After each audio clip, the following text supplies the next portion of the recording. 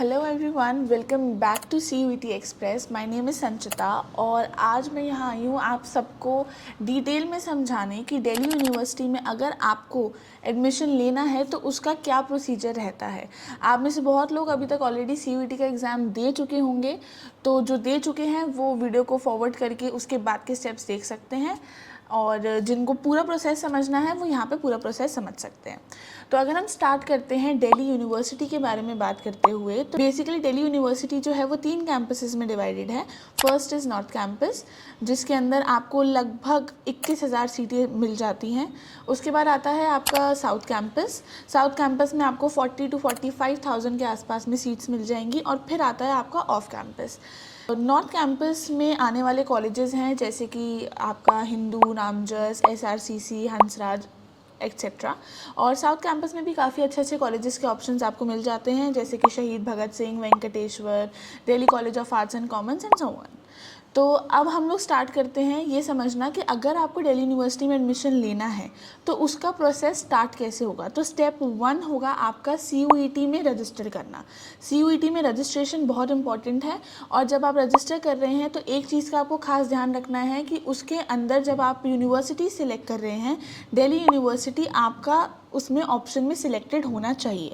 अगर नहीं भी होता है तो बाद में आप उसको मतलब उसके लिए कर सकते हैं, बट स्टिल आपका दिल्ली यूनिवर्सिटी उसमें सिलेक्ट होना चाहिए। CUET के रजिस्ट्रेशन के बाद स्टेप 2 हमारा आएगा, जहाँ पर आप अपना CUET का एग्ज़ाम देने जाएंगे। एडमिट कार्ड आपको मिलेगा, आपका सेंटर अलॉट किया जाएगा और आप जा कर के अपने सेंटर पे एग्ज़ाम दे करके आएंगे। एग्ज़ाम देने के बाद अब CUET का एग्ज़ाम आपने दे दिया। CUET का एग्ज़ाम देने के बाद CUET का स्कोर कार्ड आने तक बीच में एक बहुत इंपॉर्टेंट स्टेप है जो आपको बिल्कुल मिस नहीं करना है, वो है दिल्ली यूनिवर्सिटी का रजिस्ट्रेशन। जी हाँ, आपने बेशक CUET में ऑलरेडी रजिस्टर कर दिया है, आपने एग्ज़ाम भी दे दिया है, बट यूनिवर्सिटी का अलग से रजिस्ट्रेशन करना बहुत इंपॉर्टेंट हो जाता है। तो दिल्ली यूनिवर्सिटी में रजिस्टर करने के लिए आपका DUCSAS करके एक फॉर्म होगा, वो आप फिल करेंगे। और उस फॉर्म से होगा ये कि जो भी आपका CUET का स्कोर कार्ड आएगा, आपका दिल्ली यूनिवर्सिटी में जिस भी कॉलेज में एडमिशन होगा, वो ऑटोमेटिकली दिल्ली यूनिवर्सिटी की वेबसाइट आपके स्कोर कार्ड में से आपके स्कोर्स को फेच कर लेगी। उसमें आपको अलग से जा कर के स्कोर्स वगैरह नहीं वो करने पड़ेंगे। उसके बाद आपका CUET का स्कोर कार्ड आएगा। CUET का स्कोर कार्ड आने के बाद सबसे इम्पॉर्टेंट चीज़ जो आती है वो आती है आपकी प्रेफरेंस लिस्ट। अब आपके पूरे प्रोसीजर में प्रेफरेंस लिस्ट किस तरीके से फिल करनी है ये सबसे ज़्यादा इम्पॉर्टेंट है। इसको आप बिल्कुल भी इग्नोर नहीं कर सकते, और आप बिल्कुल भी इसके अंदर मतलब आपको हमेशा जब भी आप प्रेफरेंस लिस्ट अपनी भर रहे हैं, आपको उसमें फोकस होकर के समझते हुए ही प्रेफरेंस लिस्ट को भरना होगा।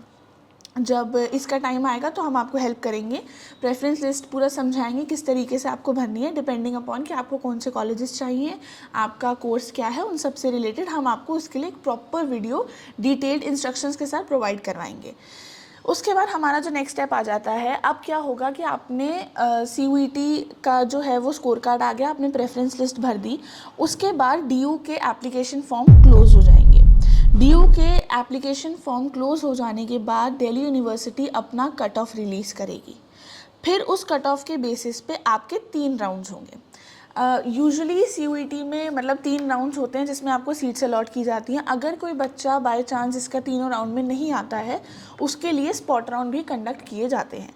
3 राउंड के हिसाब से मान लीजिए कि आपने अपनी प्रेफरेंसेस के हिसाब से जो भी आपका कॉलेज आया, आपको वो फर्स्ट राउंड में जो कॉलेज आया है आपको वो आपको पसंद आ गया कि हाँ ठीक है, मुझे यही कॉलेज चाहिए था और मुझे इसके अंदर एडमिशन लेना है।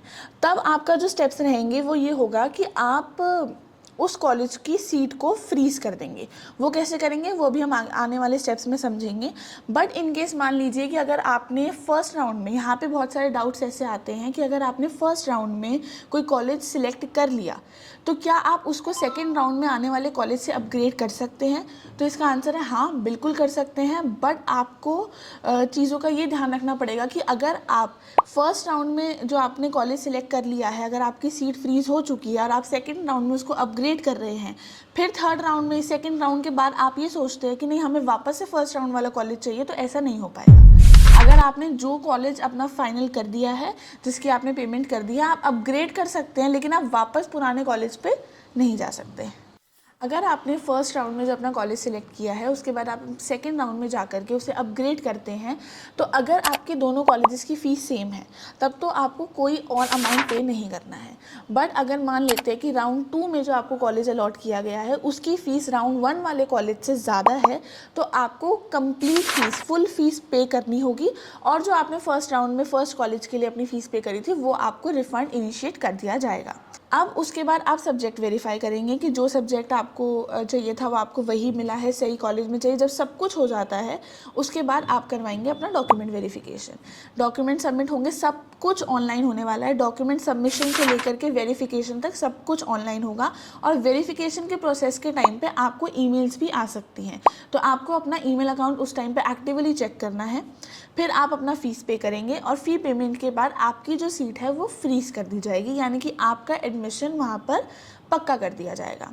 अब यहाँ पर कुछ पॉइंट्स जो ध्यान में रखने वाले हैं वो ये है कि आपको अपना सब्जेक्ट चूज़ करते हुए बहुत ज़्यादा ध्यान रखना है कि जब आप CUET का रजिस्ट्रेशन फॉर्म भर रहे हैं, वहाँ से लेकर के जब आप DU का रजिस्ट्रेशन फॉर्म भर रहे हैं, जहाँ जहाँ पर भी आपसे सब्जेक्ट्स पूछे जा रहे हैं, आपको बहुत सोच समझ कर अपने सब्जेक्ट फिल करने हैं। सेकेंड ये है कि आपको मेरिट स्कोर पे अपना बहुत फोकस करना है।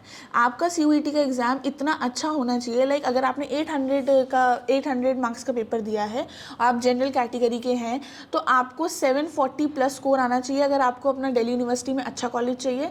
और अगर आप अदर कास्ट से हैं जैसे कि OBC, SC, ST या कुछ भी, तो आपका तब भी आपका स्कोर 700 प्लस होना चाहिए, तभी आपको बेस्ट कॉलेजेस में एडमिशन मिल पाएगा।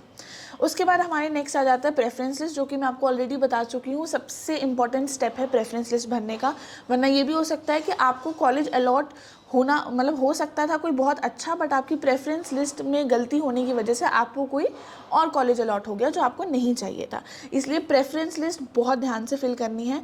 डॉक्यूमेंट जब भी आप अपने सबमिट करने जा रहे हैं तो डॉक्यूमेंट आपको उसी तरीके से सबमिट करने हैं जिस तरीके से आपको फॉर्म में बताया गया है। आप उसके अंदर बिल्कुल भी चूक नहीं कर सकते। साइज़, उसका विड्थ, लेंथ वगैरह सब कुछ आपको वैसे ही करना है जैसे कि आपके फॉर्म में मेंशन किया गया है। तो ये कुछ इंपॉर्टेंट पॉइंट्स थे जो आपको ध्यान रखने हैं जब आप दिल्ली यूनिवर्सिटी में एडमिशन के लिए अप्लाई कर रहे हैं। ये पूरा का पूरा प्रोसेस था। अभी जिनका CUET का एग्ज़ाम हो चुका है वो उसके बाद के जितने भी स्टेप्स हैं उनको ध्यान से फॉलो कीजिएगा, और प्रेफरेंस लिस्ट कैसे फिल करनी है वो हम उसमें आपको पूरा हेल्प करेंगे। आगे ऐसी ही और इन्फॉर्मेटिव वीडियोस के लिए और अपडेट्स के लिए हमारे चैनल को सब्सक्राइब ज़रूर कीजिए, और शॉर्ट्स के थ्रू हम आपको जितनी भी अपडेट्स हैं वो सब प्रोवाइड करवाएंगे। So keep watching and stay tuned.